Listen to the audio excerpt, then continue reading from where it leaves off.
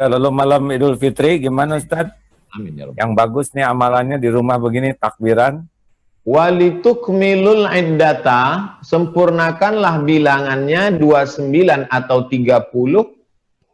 Sumu li ru'yati, berpuasalah kamu ketika melihat hilal. Waftiru li ru'yati, berhari rayalah ketika melihat hilal. Kalau tanggal 29 nampak hilal, berarti puasanya 29. Fa in ghubbiya alaikum, kalau tertutup awan di tanggal 29 nggak kelihatan, fa atimmu, sempurnakan puasamu 30.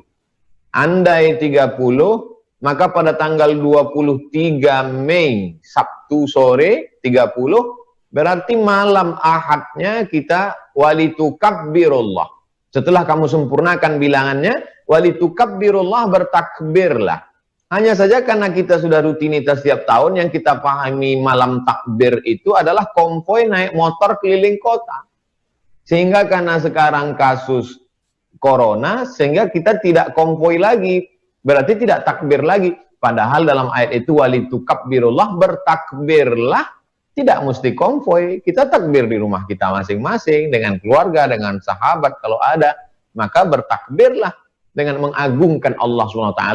Yang selama ini merasa sedih mengenang orang tua, itu sebetulnya kecil. Ada yang lebih besar, Allah. Yang selama ini sudah membesarkan dirinya, sudah merasa penghuni surga, sebetulnya engkau juga kecil, yang besar itu adalah Allah.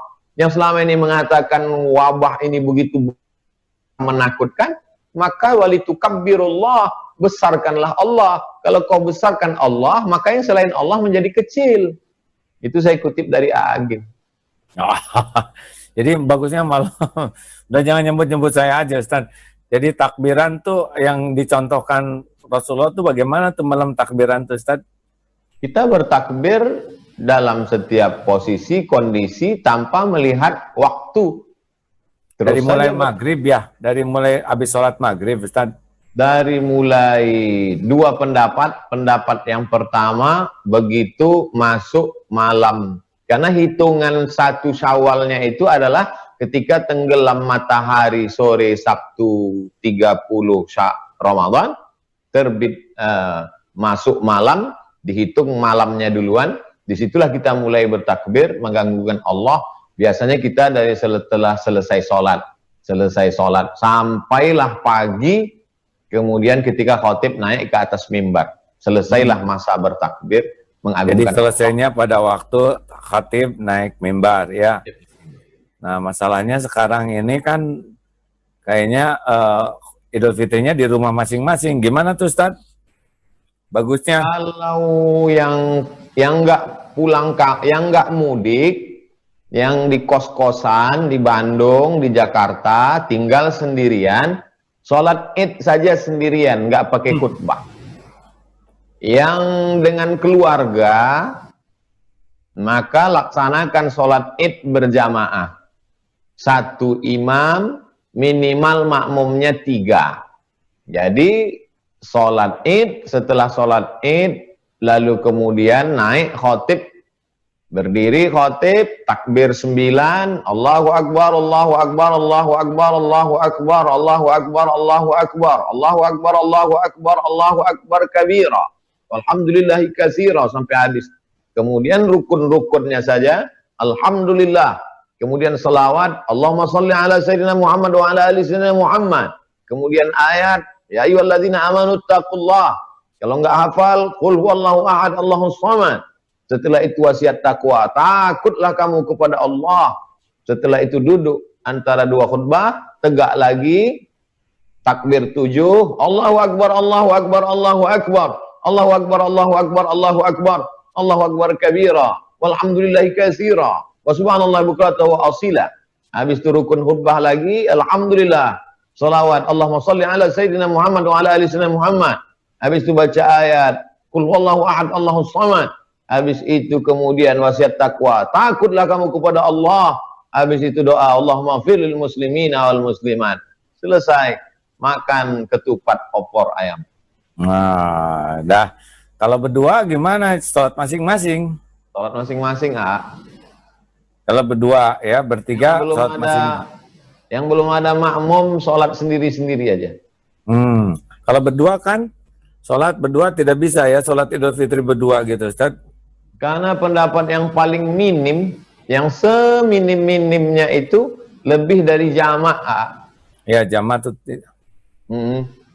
Lebih dari jamaah.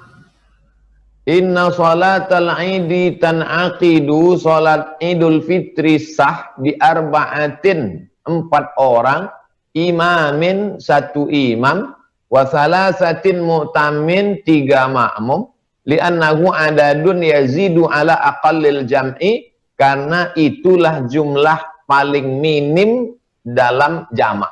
Inilah pendapat yang paling minim. Kalau berdua kita minimkan lagi, saya nggak berani. Kita mah ikut yang lebih pintar aja Ustadz. Enggak. Lah sesudah itu gimana tentang salam-salaman, minta maaf.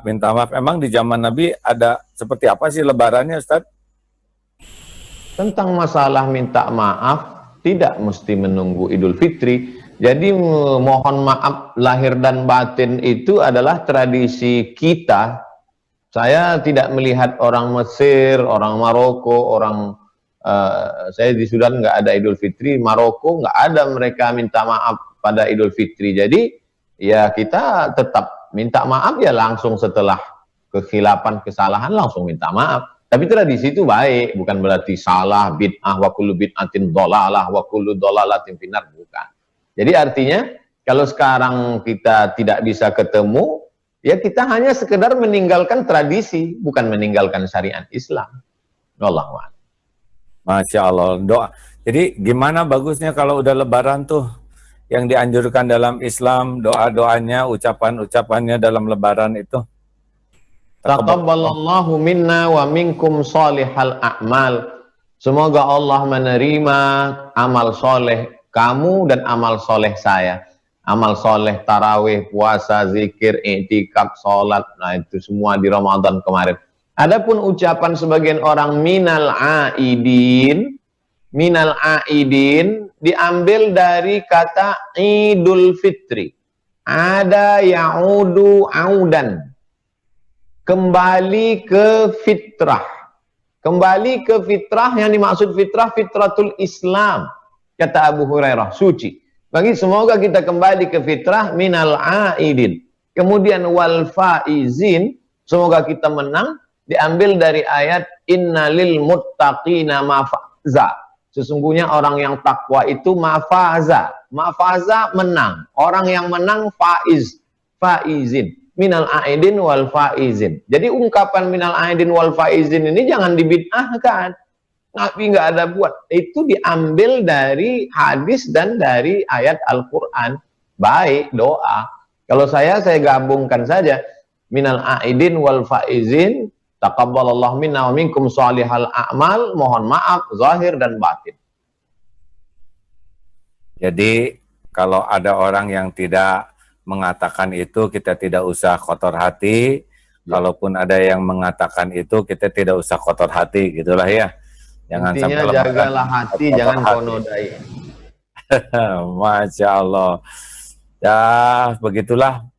Jadi kita semua mudah-mudahan memanfaatkan sisa waktu ini sebaik-baiknya, ya, tidak terlalu mempermasalahkan kita di masjid atau tidak sesudah ada fatwa ulama dari ulama, ya, begitu Ustaz ya. Amin.